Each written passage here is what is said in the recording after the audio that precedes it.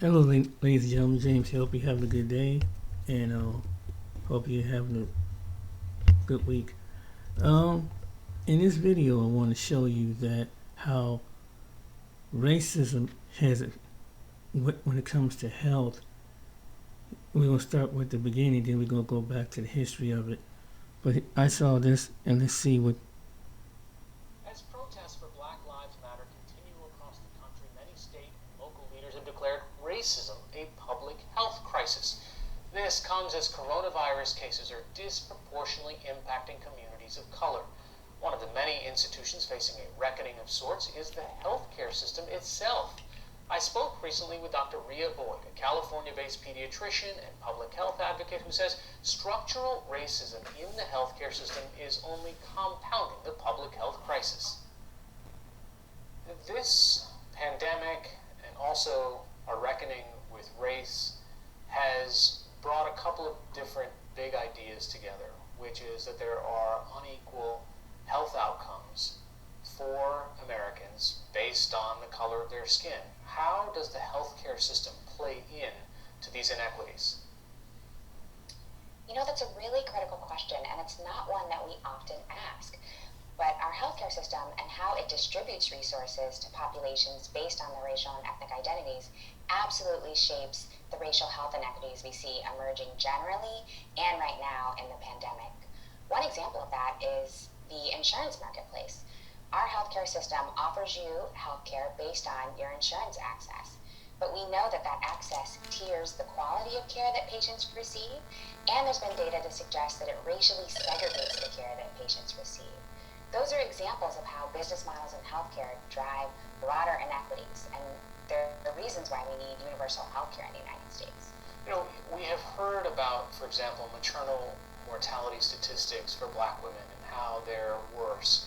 I mean, what are the systemic failures that get Black women to a position where that outcome, well, I guess really isn't paid attention to enough? But when you think about it throughout the life cycle of a person of color in America, what are those gaps that we take for granted? So racial health inequities, like the maternal mortality gap, like the infant mortality gap, they reveal legacies and current practices of racial exclusion and discrimination in our country. They reflect who has access to safe environments, clean water, fresh air, and who doesn't. Who has access to healthcare, like we've already mentioned, who has access to employment in industries that might offer certain protections that during this pandemic might keep people more safe, things like paid sick leave or parental leave, or even just access to PPE. All of those critical supports are racially distributed in our society, and there are reasons why we see broad inequities generally and specific inequities right now during the pandemic. During the pandemic, what we've also seen is a disproportionate amount of impact on healthcare workers of color. What can we do to try to restructure a workforce that, well, kind of relies on the labor of all Americans, but it seems that some of the tasks that are at higher risk, or putting these people at higher risk, are falling disproportionately on people of color? This is one of the devastating things about how racism works in society. Even being a member of a protected workforce like healthcare during a pandemic still isn't enough to keep Black folks, Filipino workers like you mentioned, Latinx folks, and indigenous populations safe, because when they leave their jobs, they still go back to structurally unequal living conditions. And that's what really puts people at risk. How do you incentivize equitable outcomes? I mean, as you mentioned, there are pretty powerful forces. How do you make sure that there are these outcomes in the long run that people can get together around? In healthcare, one way to do that is with government regulation. I think government regulation is one of the hallmarks of anti-discrimination advances throughout society. That you need the government to say that certain things are allowed and certain things aren't allowed, that certain things are rights and other things are privileges. And I think in this country we need to say really firmly, and we need our government to say it for all of us, that healthcare is a right, that everyone should have access to it, and that our government will invest in ensuring that that's a possibility. That then would create incentives, financial and moral, within healthcare to ensure that everybody has access to that right. For wanted to reach that perfect world where the incentives were aligned with kind of our moral instincts, that people should have equitable outcomes in healthcare, they should have equal access to healthcare. How do we get from where we are today in the system that exists now to that one? So there's a couple examples we could choose. One is Medicaid expansion. Expanding Medicaid increases access to basic health services, which could increase access to COVID testing, to treatment, and just basic primary care. The other one that we absolutely need to be doing is desegregating our healthcare workforce. So we talked about how our workforce, particularly during the pandemic, has been prioritized for certain critical protections, like access to PPE. But that means that other workforces and other essential laborers, including people in vital supply chains like meat packing plants, for example, haven't had that same access to PPE. How we get there from here is to think about how we redistribute PPE by industry to ensure that there aren't racial and ethnic gaps in who has it. Because we know in healthcare, our industry is predominantly white at every level, from student to CEO. And we know that essential laborers outside the healthcare workforce tend to be predominantly folks of color, and particularly women of color. And so we need to redistribute PPE and share it from our healthcare workforce to other industries to ensure that everybody who goes to work labors safely. As workplaces go through their own reckonings on race, what should the healthcare industry, what should doctors and hospitals know and study about racism before they practice their craft? So racism hurts people, and we know it contributes to premature mortality for all racial and ethnic groups in this country. And that means doctors need to better understand the mechanisms by which racism harms health. In medicine, we need to make understanding the impacts of racism on health a professional competency. Every clinician should know it. Finally, I want to ask, are you concerned about the vaccines that may arise for COVID-19 and how that plays out? I mean, whether there's equal access to the vaccine, whether there's equal adoption, depending on where you live and the color of your skin? Absolutely. Healthcare services aren't distributed equitably in our society, and racial and ethnic minoritized groups tend to be excluded. And so I do have concerns that if a vaccine is created and it isn't made freely available to everyone, that costs will be a huge barrier to folks getting it. Heading into this fall, we know that influenza comes back, and we know that not everybody gets a flu vaccine when they have a chance to. If people choose not to take the influenza vaccine, choose not to take the COVID-19 vaccine, what kinds of situations are we setting ourselves up for? I think we have to prepare for a reality where at least half of adults may not get the COVID vaccine, similar to the same half of adults who don't get the influenza vaccine. We need to prepare for it. And what I mean by that is we need to institute universal protections for everybody. The government has to enable all Americans to wear a mask. It has to make testing available to all Americans routinely, not just once, routinely, so that as folks' exposures change, they also can change how they move throughout the world so that they don't risk infecting others. We also have to provide income supports. We need another federal relief package so that folks can safely stay home from work if they're sick. Wow. Wow. But, yeah, it's really interesting how our health is also affected in as far as daily life in America. You know, it's something, I don't know how it is in other parts of the world, how the health disparities over there, but wow, it's a real eye-opener how really it's almost like a testing ground, you know. That's my opinion on it. But yeah, it's just one of those things that it just happens. But anyway,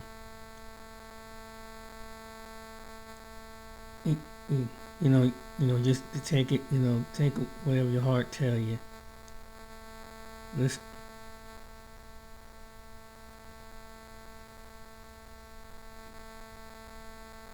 Domino's Best Deal Ever is back. Get your dream pizza for just $9.99 online, only at Domino's. a tuition-free kindergarten through high school. Visit us at oh.vprep.com.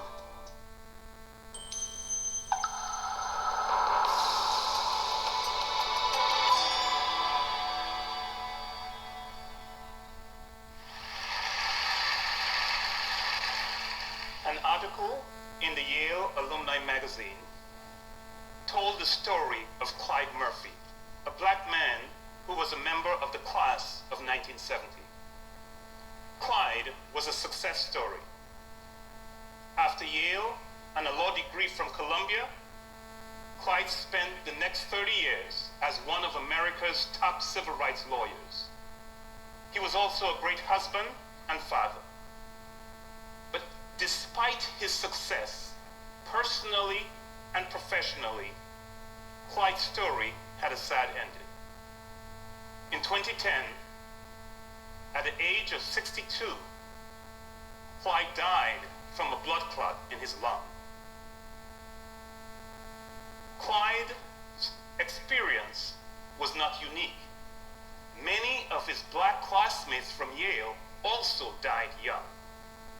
In fact, the magazine article indicated that 41 years after graduation from Yale, the black members of the class of 1970 had a death rate that was 3 times higher than that of the average class member. It's stunning. America has recently awakened to a steady drumbeat of unarmed black men being shot by the police.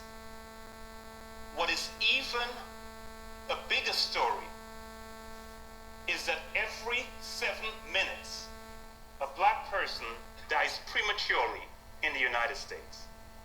That is, over 200 black people die every single day who would not die if the health of blacks and whites were equal.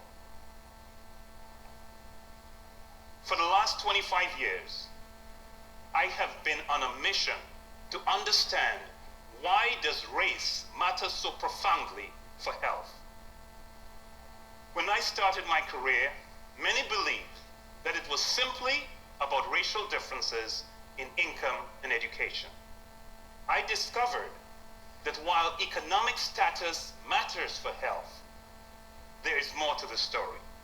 So for example, if we look at life expectancy at age 25, at age 25, there's a 5-year gap between blacks and whites.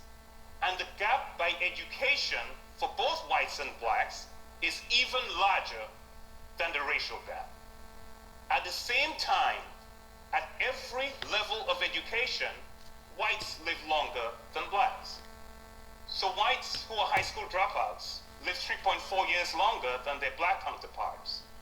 And the gap is even larger among college graduates. Most surprising of all, whites who have graduated from high school live longer than blacks with a college degree or more education. So why does race matter so profoundly for health? What else is it beyond education and income that might matter? In the early 1990s, I was asked to review a new book on the health of Black America. I was struck that almost every single one of its 25 chapters said that racism was a factor that was hurting the health of blacks. All of these researchers were stating that racism was a factor adversely impacting blacks, but they provided no evidence.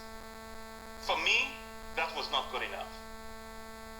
A few months later, I was speaking at a conference in Washington, D.C., and I said that one of the priorities for research was to document the ways in which racism affected health.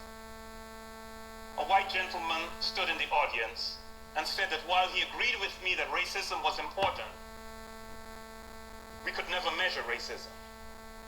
We measure self-esteem, I said. There's no reason why we can't measure racism if we put our minds to it. And so I put my mind to it and developed 3 scales. The first one captured major experiences of discrimination, like being unfairly fired or being unfairly stopped by the police. But discrimination also occurs in more minor and subtle experiences. And so my second scale, called the Everyday Discrimination Scale, captures 9 items that captures experiences like you're treated with less courtesy than others, you receive poorer service than others in restaurants or stores, or people act as if they're afraid of you. This scale captures ways in which the dignity and the respect of people whose society does not value is chipped away on a daily basis. Research has found that higher levels of discrimination are associated with the elevated risk of a broad range of diseases, from blood pressure to abdominal obesity to breast cancer to heart disease and even premature mortality. Strikingly, some of the effects are observed at a very young age. For example, a study of black teens found that those who reported higher levels of discrimination as teenagers had higher levels of stress hormones, of blood pressure, and of weight at age 20. However, the stress of discrimination is only one aspect. Discrimination and racism also matters in other profound ways for health. For example, there's discrimination in medical care. In 1999, the National Academy of Medicine asked me to serve on a committee that concluded based on the scientific evidence that blacks and other minorities receive poorer quality care than whites. This was true for all kinds of medical treatment, from the most simple to the most technologically sophisticated. One explanation for this pattern was a phenomenon that's called implicit bias or unconscious discrimination. Research for decades by social psychologists indicate that if you hold a negative stereotype about a group in your subconscious mind and you meet someone from that group, you will discriminate against that person. You will treat them differently. It's an unconscious process. It's an automatic process. It is a subtle process, but it's normal, and it occurs even among the most well-intentioned individuals. But the deeper that I delved into the health impact of racism, the more insidious the effects became. There is institutional discrimination, which refers to discrimination that exists in the processes of social institutions. Residential segregation by race, which has led to blacks and whites living in very different neighborhood contexts, is a classic example of institutional racism. One of America's best kept secrets is how residential segregation is the secret source that creates racial inequality in the United States. In America, where you live determines your access to opportunities in education, in employment, in housing, and even in access to medical care. One study of the 171 largest cities in the United States concluded that there is not even one city where whites live under equal conditions to blacks, and that the worst urban context in which whites reside is considerably better than the average context of black communities. Another study found that if you could eliminate statistically residential segregation, you would completely erase black-white differences in income, education, and unemployment, and reduce black-white differences in single motherhood by 2/3. All of that driven by segregation. I have also learned how the negative stereotypes and images of blacks in our culture literally create and sustain both institutional and individual discrimination. A group of researchers have put together a database that contains the books, magazines, and articles that the average college-educated American would read over their lifetime. It allows us to look within this database and see how Americans have seen words paired together as they grew up in this society. So when the word black appears in American culture, what co-occurs with it? Poor, violent, religious, lazy, cheerful, dangerous. When white occurs, the frequently co-occurring words are wealthy, progressive, conventional, stubborn, successful, educated. So when a police officer overreacts when he sees an unarmed black male and perceives him to be violent and dangerous, we are not necessarily dealing with an inherently bad cop. We may be simply viewing a normal American who is reflecting what he has been exposed to as a result of being raised in this society. I've been saying it all, man. You know, racism is subconscious, and I'm glad he pointed that out. I'm glad he is now is studied, is documented, is researched. That back in this, I knew something. You know, all along, many of us knew that something was. Now is coming out that this is what's happened, and that's a powerful study right there. But it's so true. We subconsciously do this, you know, and that's something that's been ingrained generation after generation all across this country. You can't help but, that's why when people say, I don't see color, you can't help but see color. And other nations and other nationalities are taught the same thing when they step on the shore. They are shown through TV, news, and everything. You hear about it when you hear about, you know, immigrants that say, yeah, when it comes to us, some of them say that's how I saw Black America, because the news show that the people, so they come over with the preconception of this is what this is. I knew it was something with that.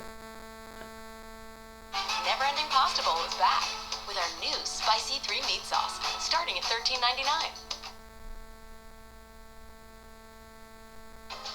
Connect with a financial advisor in person or online at Thrivent.com.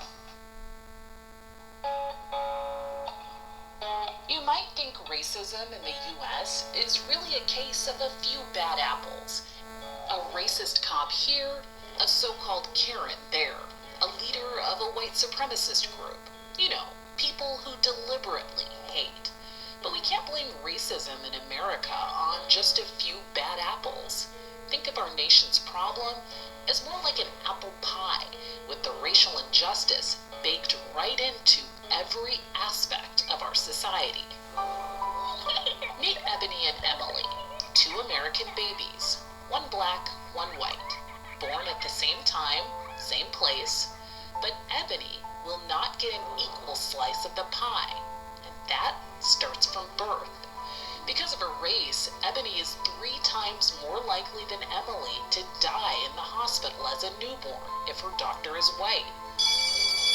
And once Ebony and Emily go to school, while both girls occasionally misbehave, studies show they won't face the same punishment. Ebony is 7 times more likely than Emily to be suspended, and 4 times more likely to be arrested on campus. When the 2 girls grow up and apply for jobs, odds are fewer employers will call Ebony back because she has a black-sounding name. And even though Emily and Ebony will get the same college degree, once Ebony is hired statistically as a black person, she'll make an average of 25% less than Emily.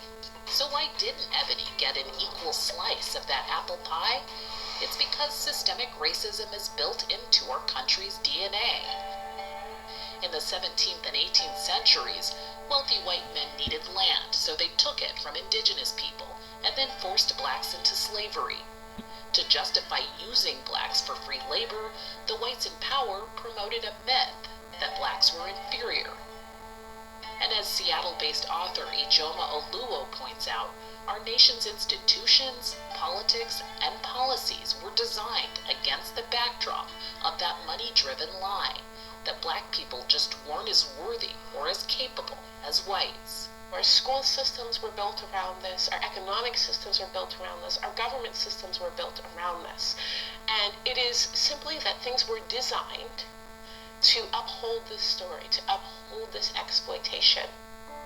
And even though slavery ended here more than 150 years ago, the racism that fueled it persists in systemic ways today. White Americans now hold 85% of this country's wealth. Black Americans, just over 4%, and Hispanics, just over 3%. People of color, people like Ebony, are statistically more likely to be impoverished, incarcerated, and face discrimination in healthcare. Emily may have her own barriers in life, but her skin color won't be one of them. It's not someone said, here's your wealth because you're white, here's your status because you're white. It simply means that the barriers that we placed in front of people of color were not placed in front of you. Now you may have a whole nother set of barriers, right? You may have barriers of disability, barriers of class, barriers of immigration status, so many other barriers that were placed in front of you. But acknowledging privilege is simply acknowledging if we also took that other set of barriers that we place in front of people of color, you would stumble even further. So even though you may not consider yourself a bad apple, a racist cop, a so-called Karen, or a member of an extremist group, Oluo says you may have played a role, even if you have the best intentions. Instead of this whole, let's all learn to be best friends and love each other, you can love someone of a different race and ethnicity and still actively participate in their oppression based on how you vote, based on what you bring up in your office meetings, even based on where you spend your money. It's not too late to change the recipe of the most American apple pie.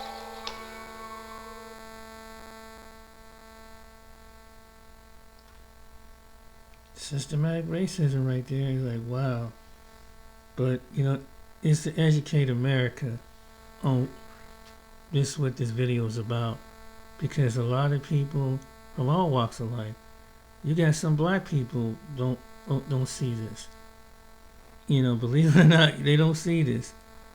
You know, because maybe the environment that they were, you know, they were taught, you know, maybe they grew up in the suburbs and they, you know, their parents kind of didn't want to tell them about it until last, and then they wondering why they going through the, you know, personal jokes and stuff and certain things that they just, it's so deep. It's like, my goodness, you know, like it's been here so long.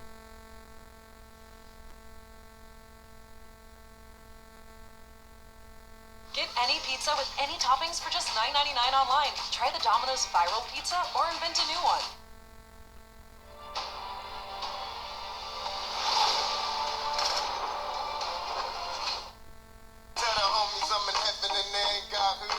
Like many songs will tell you, bullet holes left in my peepholes.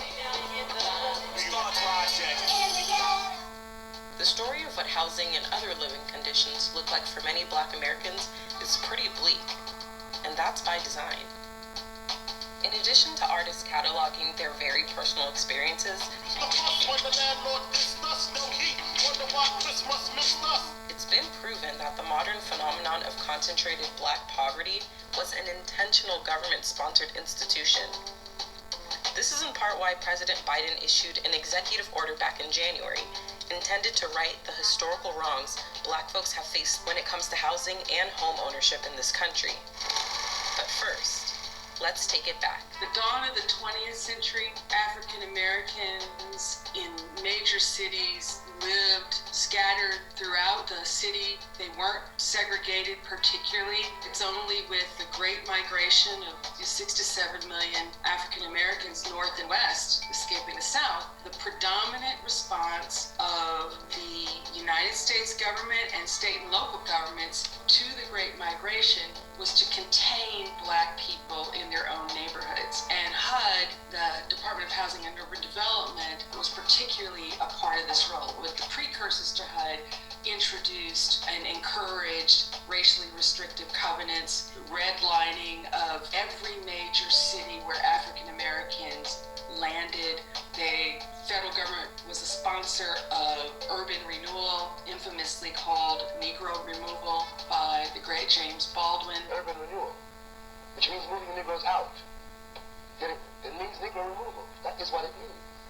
And the federal government is an accomplice to this fact. That so-called urban renewal also included a federally sponsored interstate highway system, which was intentionally designed to mow through vibrant Black neighborhoods. Take Miami, for example. 2 highways, I-95 and I-395, bulldoze right through the predominantly Black and low-income Overtown neighborhood, previously called Colored Town during segregation. The Department of Housing and Urban Development and the federal government writ large in the first 7 decades of the 20th century invested billions of dollars in racial segregation and concentrated poverty.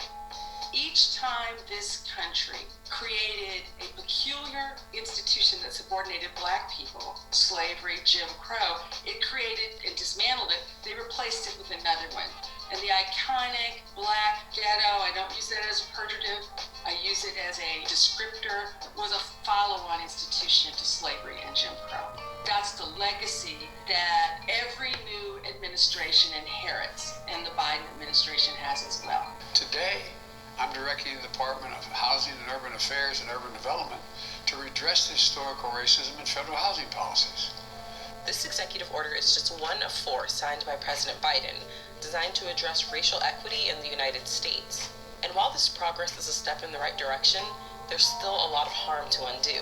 Segregation started coming down after the passage of the Fair Housing Act of 1968, which actually only got passed in the wake of Dr. Martin Luther King's assassination. In 1980, 8 out of 10 Black people would have had to move in order to be evenly integrated within metropolitan areas. Half of Black people who live in metropolitan areas still live in neighborhoods of high segregation. So we've had modest improvement, but segregation persists. And economic segregation has spiked since 1970.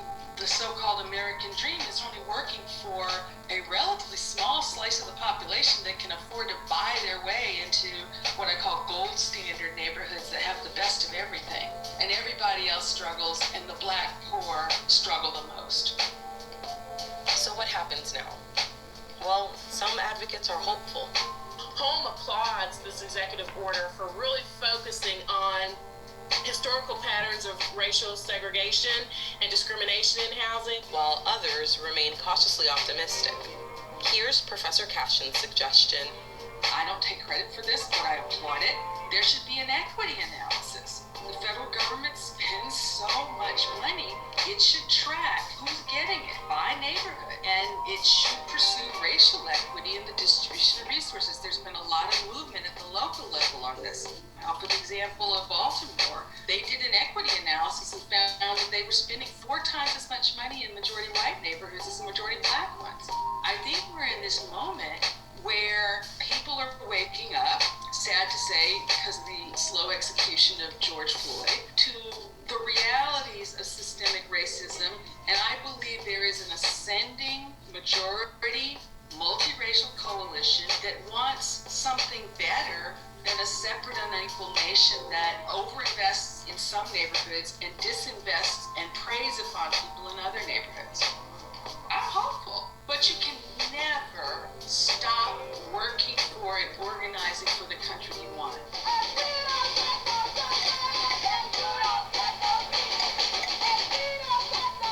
Generations more radical and less tired.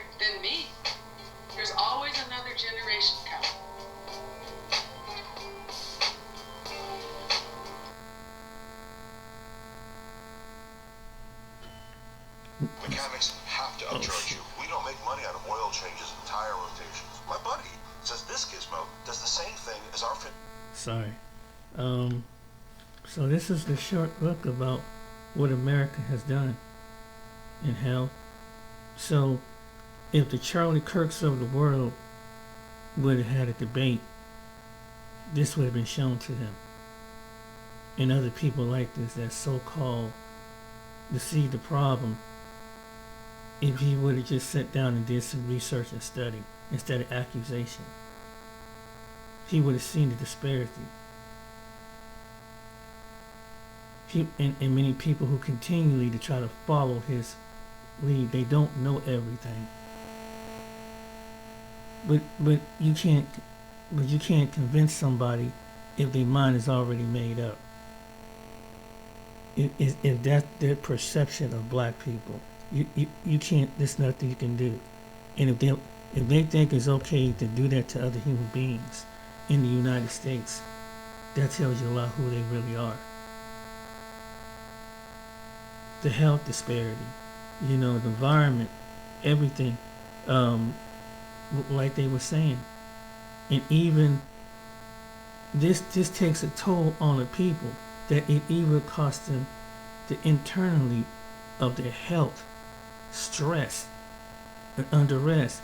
This is why I say why black Americans, if they're able to, leave this country. Look at the environment, because it can really mentally, emotionally, physically cost you your health. And I pray that, the ones who do, if you feel like you mentally need to be free, that it will cost you your health, be free. If you got it, leave. Because this is what they're doing. They don't, in every generation, I admire the generations is coming. I admire what they do. And I said when it came to reparation, you get up and you leave. Because this is a systematic system that won't change. It's like in the days of the Old Testament, the Bible, even though the Egyptians had the Hebrews up under bond, they were getting along at one time. But at some point, another Pharaoh came in and said, hey, we got to put these people in bondage. We got to figure out a way, because they're going to outnumber us. So we got to develop a system. And the story in the Bible. They made every man child they get rid of. This is what they did. And they put their form of rigorous at that time. And it was under bondage. And even though it was from generation after generation, they were conditioned. You see that in the Bible. That's why they were conditioned and still had Egypt in them. Black Americans have the same kind as Egypt in us. In this nation that taught us this. That we had to be freely bonded. And the only one that can take that out is the Most High, the Yeshua. He's the only one that can take that out. Because we've been beaten down to the point that every part of us, generation after generation, I'm learning I'm like, wow, this is really, it's so deep, man. It would take so many decades and generations to make it right. And some people in small pockets are trying to make it right. But you dealing with an administration that's like this current one is bringing back something and this is what the judgment's going to come in. I believe judgment is already on America because of this stuff. And the Most High is going to judge this because he knows this. Based on human conditions in this land. You can't keep doing people like this and thinking that I'm still your brother. Well, the Most High don't know what's going on. Oh, he know what's going on. And they're going to pay for it. And the ones who are responsible is paying for it right now. They're going to pay for it. Everything they do, they're going to have to answer all the stuff they've done in the earth to us as a people and many other people.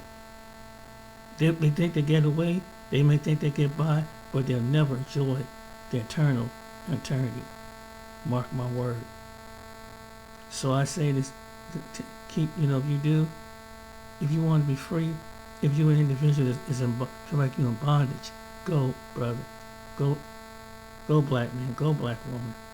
If you feel like you to that point and it start costing you your health and you able to get out, take your gift, take your talent, take whatever it is that God put in you and contribute to the world. You might not get recognized in America, but the international, go overseas. They will value the gifts, and if they're not gonna value here, you might, as a black American, will show that you have to rethink that everything that they have put, the West has put out about us in this country. You can make the difference. You have the talent. You, whether you're educated or whatever God gifted in you, which these individuals not, because the insecurity, the jealousy have caused this. You go over and represent this, and if you're able to get out, go. Any country on the planet, save your soul, save your generation, save your children. If they're not going to do it here, hey, and for some of us, we like to get some people to go, but they're not going to go because they feel like they're stuck to the bondage of the land. It was the same way, like some people want to go back to Egypt, like just the case with Israel. We can't handle out here in the desert. They get impatient. They really go back under bondage, go part under bondage. And just like in the early days of slavery in America, you got some black people that want to will stay in bondage. But if you're able to get free, to get out of the bondage for your health, for your sound mind, you do it. You do it. You do it because the evidence is there in your health, in your environment. They'll keep coming at us. They'll keep coming. These people operate at a high different level than we do. But I don't want to get too carried away with that, but the evidence is there. It's your choice. So this is information. So if you got the skills, you got the freedom. These other influencers tell you on YouTube, go. Be one of the Americans that go. If you can sustain your life in another country, income, passive income, you do it. Go. Especially you, black Americans. Because, other people are going to go. White Americans and others going to go. But you definitely, because you see how the system is. And I salute you as you go. And I pray if I had the resources, I would go. If I had the resources, I would get up out of here. This is crazy. Because the system, you pray that it be right, but it's just like, man, it's a struggle. It's a struggle for righteousness. Other people, and from what I hear from other people outside the United States, of all walks of life, who are from the United States, they say it's so much better. I'm hearing stories that they're healthier, that they lost weight, their mind, they look youthful and younger. That tells you something. So listen to these people. Like, man, I feel so much. Even someone like, Phil Scott even said, the one on Avi's African diaspora. He would see that when every time he leave America, he feel free. He just feel like, this is the reason why. And many people like him who leave this country. O'Shea Du Jackson, that's why he probably left and come back to America. That's why Austin Holloman, that's why. That's why them young men and the Brother for More Than Life, all the people. Now I see why. Even though it's a nation that's where they at, is maybe the income, but they have freedom. Then they look youthful. Their skin look good, their health look health. Man. And they're free. And they just trying to encourage some of us to go in their own words. And I see why. Look at and you can share this video, like and subscribe and share it with your friends and others. This is for your help. That's why I made this video. Alright then. I hope you think about what I'm saying, like and subscribe. Till next time, you be blessed and Stay alert. Take care.